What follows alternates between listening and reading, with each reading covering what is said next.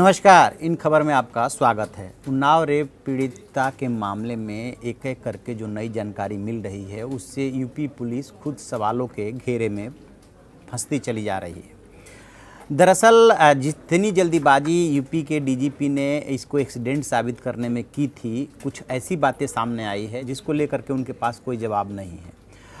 पीड़िता को कुल 10 पुलिसकर्मी मिले हुए थे सुरक्षा के लिए, जिसमें से 7 जो है उन्नाव में रहते थे और 3 जो है रेप विक्टिम दिल्ली में रहती थी, उनके साथ रहते थे।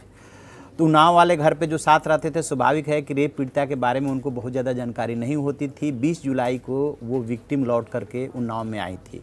तो ये भी स्वाभाविक सी बात है कि जो 3 पुलिसकर्मी सुरक्षाकर्मी उसके साथ रहते थे, उन्हीं को उनके मूवमेंट के बारे में जानकारी रहती थी, पल पल की जानकारी रहती थी। अब जो पेरोल मिली है रेप विक्टिम के चाचा को और जिनकी तरफ से जो है ये एफआईआर कराई गई है, उस एफआईआर में कई महत्वपूर्ण जानकारियां दी गई है। पहली बात, उसमें ये कहा जा रहा है कि विधायक जो है कुलदीप सेंगर, उनकी तरफ से ये धमकी आ रही है कि जब एएसपी रामलाल वर्मा को गोली मरवा दी और उस मामले में कुछ नहीं हुआ तो तुम्हारी तो खैर औकात और हैसियत क्या है, और बेहतर यही होगा कि समझौता कर लो। और ये कैसे फ़ोन पे बातें होती, दूसरे के फ़ोन से कॉल करके बात कराई जाती थी, धमकी की बात कही जा रही है। दूसरी बात ये कही जा रही है कि रायबरेली बुलाया गया था पीड़िता, वकील और परिवार वालों को, ताकि इस सारी चीज़ों पे डिस्कशन हो सके और इन पूरे परिवार को दिल्ली शिफ्ट किया जाए ताकि उनकी जान माल की सुरक्षा हो सके। इसी बीच में ये एक्सीडेंट हो जाता है। एक्सीडेंट को लेकर के जो जानकारी मिली है, ट्रक रॉन्ग साइड था, चूँकि उस पर डिवाइडर नहीं था इसलिए वो दूसरे साइड में आ गया था, बहुत तेज़ स्पीड में था।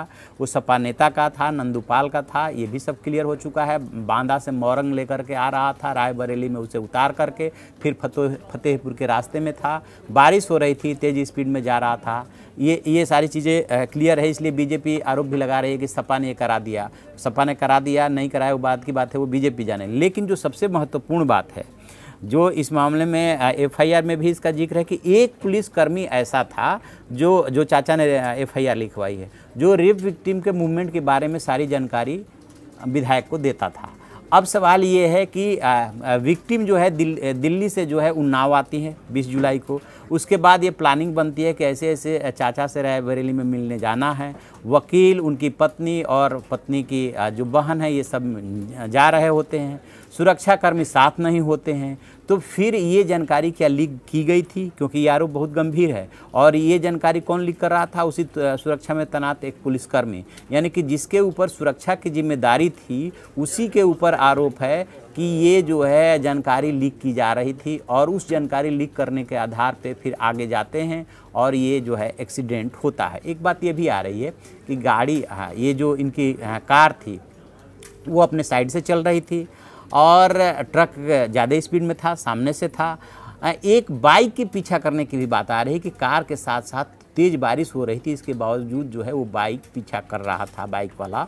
वो कौन व्यक्ति है? तो इसमें यदि मामला ये सीबीआई को, अभी सीबीआई ने एक्सेप्ट नहीं किया है। दरअसल जब कोई मामला सीबीआई को रेफ़र किया जाता है तो सीबीआई को उसको एक्सेप्ट करना होता है, चूँकि इस मामले की जाँच, यानी कि रेप की जाँच और जो 2 मामले पहले से दर्ज है उसकी जाँच सीबीआई पहले से कर रही है।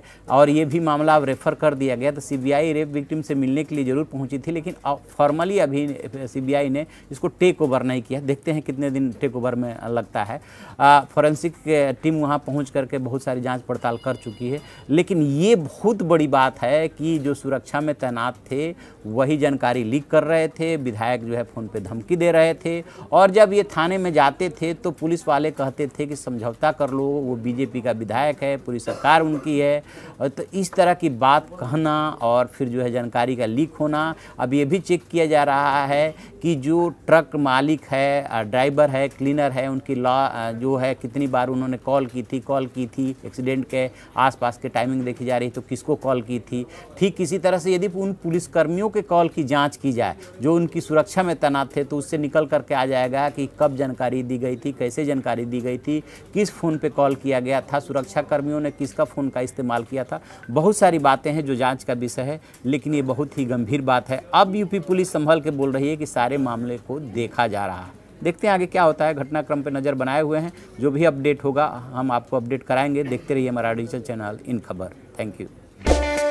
इन खबर चैनल को सब्सक्राइब करें और बेल आइकन दबाना ना भूलें।